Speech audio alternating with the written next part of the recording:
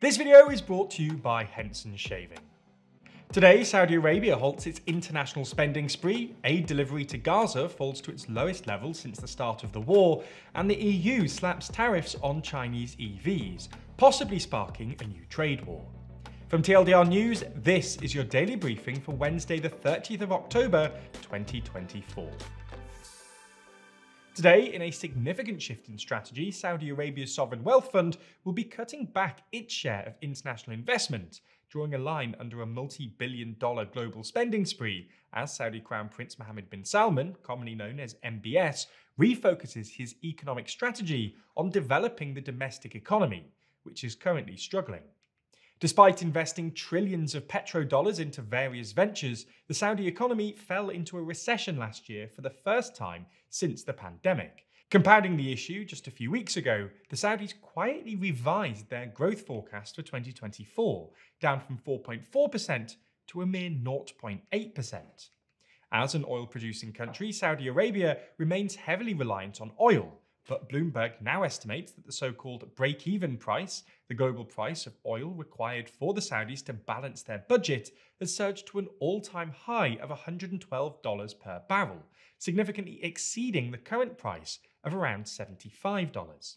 Meanwhile, the Public Investment Fund, or PIF, which manages approximately $930 billion in assets, spent an astonishing $30 billion last year, making it the highest spending sovereign wealth fund globally. Over the past decade, the fund has participated in a series of high-profile international deals, including a $45 billion investment in SoftBank's Vision Fund in 2016 and a $20 billion stake in Blackstone Infrastructure Fund.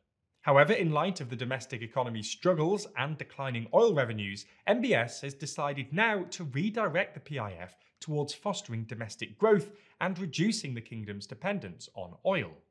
As part of this shift, it was announced yesterday that the PIF plans to reduce its international investment by about one-third, a major change following a decade of high-profile international investments. Already this year, the fund has decreased its holdings in US-listed companies and scaled back its investment in international sports, which have previously included the acquisition of the English Premier League club Newcastle United. Cutting down on PIF's international investments, along with government departments implementing budget cuts and some projects being scaled back or phased out, has highlighted that a new sense of realism and pragmatism has emerged in the country to save its weakening economy. There's more on the way, but remember to subscribe and ring the bell for more daily briefing on Monday. Plus, if you want to support the channel like we know, then consider joining the TLDR Daily Membership Programme for just $1.99. Humanitarian aid to Gaza has plummeted dramatically, hitting its lowest level since the outbreak of conflict, despite mounting international calls for increased assistance. The United States had previously warned Israel that its military support could be at risk unless conditions for humanitarian aid improved. In a letter dated October the 13th, Secretary of State Antony Blinken and Secretary of Defense Lloyd Austin urged for an immediate increase in aid to the besieged northern region of Gaza. However, humanitarian officials report that conditions have deteriorated since the letter was sent. The US has stressed that at least 350 truckloads of aid must enter the Strip daily. Yet, between October the 1st and October the 22nd, only 704 trucks made it into Gaza, a substantial decline from 3,000 in September, well beneath the minimum threshold set by US authorities. The situation in northern Gaza is increasingly dire. Oxfam America officials state that areas currently facing depopulation have received no aid at all, while the International Food Security Agency warns that nearly 800,000 residents are experiencing extreme food scarcity. US Ambassador Linda Thompson-Greenfield reiterated calls for Israel to allow aid access throughout Gaza as winter approaches. However, Israeli officials argue that operational challenges impede aid distribution. In a further development, Israel has banned the UN's Palestinian Refugee Agency, or UNRWA, from operating in Israel and East Jerusalem, crippling its ability to provide relief in Gaza. This move has sparked widespread condemnation, with UNRWA warning that aid supply chains could fall apart in the coming weeks.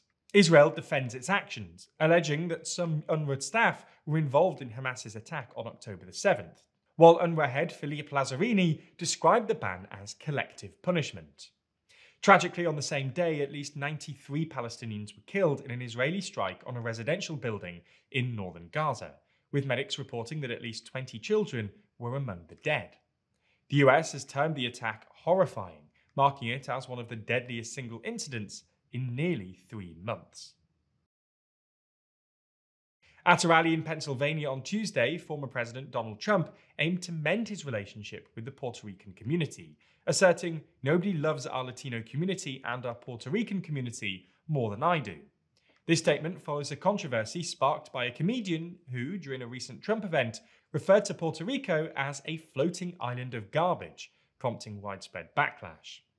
In response to mounting criticism, Trump defended his track record, claiming that he significantly contributed to the Puerto Rican community during his presidency.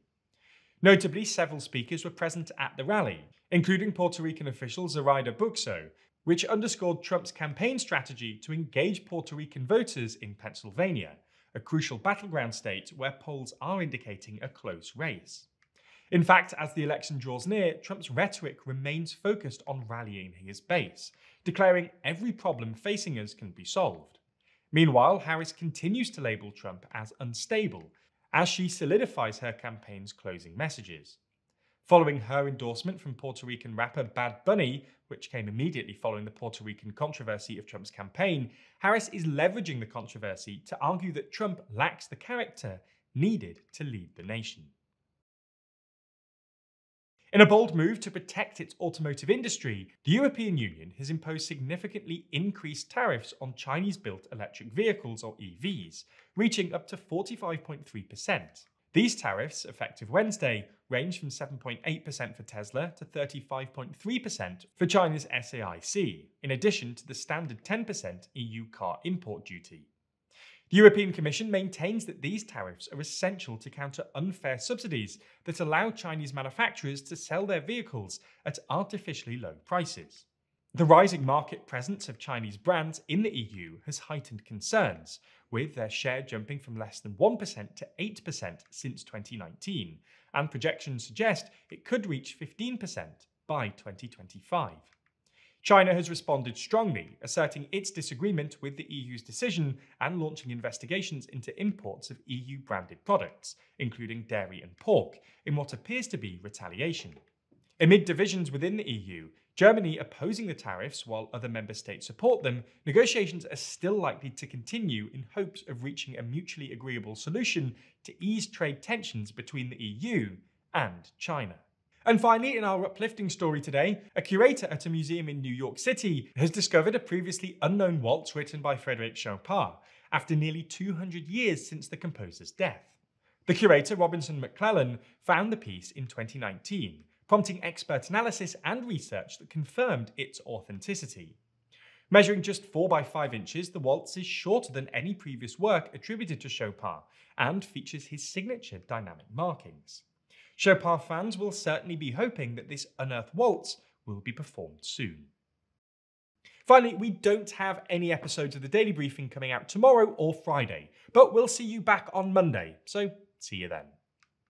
If you're sick of the gimmicks other shaving brands use, the subscriptions, moisturising strips, lasers, whatever, then you'll need to check out Henson. Because, and here's the dirty secret about the razor industry, even the cheapest dollar store disposable razors will likely give you a reasonably smooth shave. The challenge is the impact they'll have on your skin. To protect your skin while shaving, you need to actually support the blade well, and Henson can provide that quality shave even with cheap blades, thanks to the Henson razor, which they produce at their aerospace machine shop, which also produces parts for the ISS, and perfectly holds the blade at a 30-degree angle and extends it only 0.0013 inches, less than the width of a human hair. In classic TLDR style, that's important for 3 reasons. Firstly, it's way cheaper. Those fancy blade cartridges aren't necessarily designed to provide a better shaving experience. They're about jacking up prices. Instead, Henson's razor takes standard blades that cost just 10 cents each, meaning that while the initial handle might be more expensive, in the long run, you'll save a ton of cash. Secondly, it's far better for the environment to be using individual blades than joining the 2 billion razor cartridges thrown away every year in the US alone. with Henson's products containing no plastic at all, even in their packaging. Finally, this superb engineering and precise blade tech just provides an incredible shave.